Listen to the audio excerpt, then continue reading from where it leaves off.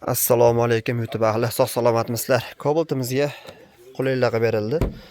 Xo'p, 4 teshik kolonka qo'yildi.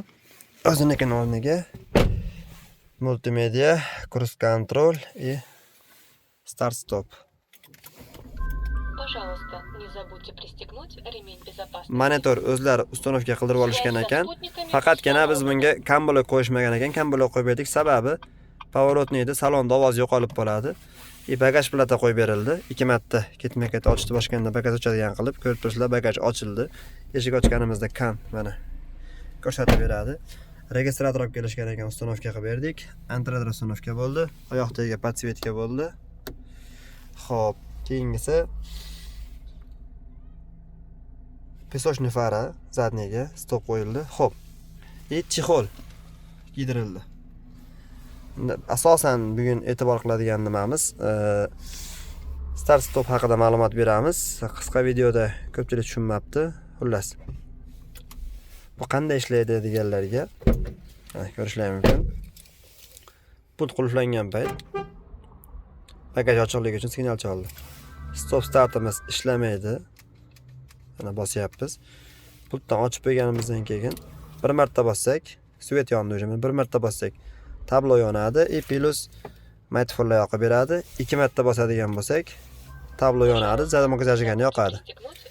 Yana bir marta bossak, o'chadi. Endi tormozni bosib turib, start bosadigan bo'lsak, mashinamiz o't oladi. Ko'rishlari mumkin. O'chirish uchun tormoz bilan yana buni qaytadan bitta bosamiz, mashinamiz o'chadi. Xullas, avtomat korobkalarga, Cobaltlarga 550 ming so'mga stop start o'zimizdan stop start ham deyshadi, start stop ham deyshadi. Xullas, mana start stop.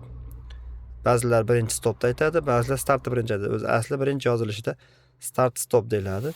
Xo'p, buni multimedia, cruise control, avtozapusk, ana avtozapuskni bitta ko'rsataylik. Mashinamiz o't oldi.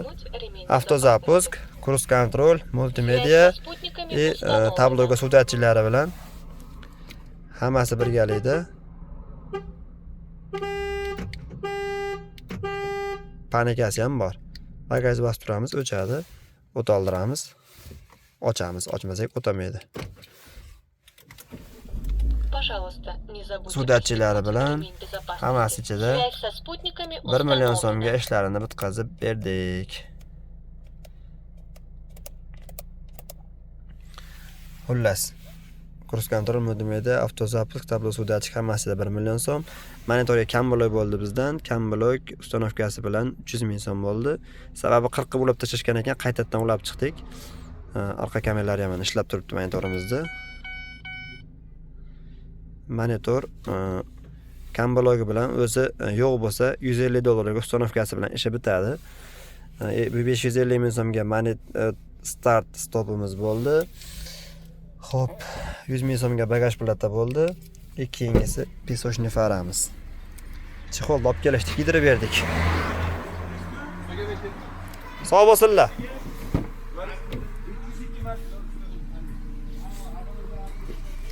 Xullas, pesочный far olib kelishgan. Chiroqli o'rnatib berildi. Bizda kalonkani hozir qo'yib eshittiradigan bo'lsak, YouTube avtoriskiy beradi. Shuning uchun mikrofonda ovozni eshittirmayapmiz. Xo'p, mana shu kalonka firmasi, tanib oylar, Rossiyada yurganlar bo'lsa, shu kalonkadan olib kelinglar. Sifati juda a'lo darajada, ovozini eshitib maza qilasizlar mana. 2 kampli olib kelishgan ekan. 4 eshiklariga uстановка qilib berdik. O'zini kalonkalarini yechib qo'ydik. Ko'rishlari mumkin. Xo'p, antradar, video registrator uстановка bo'ldi. Oyoqdagi podsvetka bo'ldi. Xullas, Cobalt'imizga eng kerakli qulayliklar hammasi qilib berildi. Pultdan faqat ochishadi, yopishadi bo'ldi. Mashinani zavod qilishi to'liq start stopga o'tkazildi. 4 eshik kolonka, uстановка bizdan bo'ldi. Start stop bizdan bo'ldi. Kamblok, bagaj plata, oyoqdagi podsvetka. Hop, hisoblaymiz. 550 ming so'mga 100 ming so'm, 100 ming so'm. 750 ming so'm bo'lsa 1 million 750 ming so'm bo'lyaptimi? Hop, bag'da 300 ming so'm. 2 million 50 ming so'mga ishlari bitib, xudo xolasa chiroyli qilib ishlarni bitkazib berdik.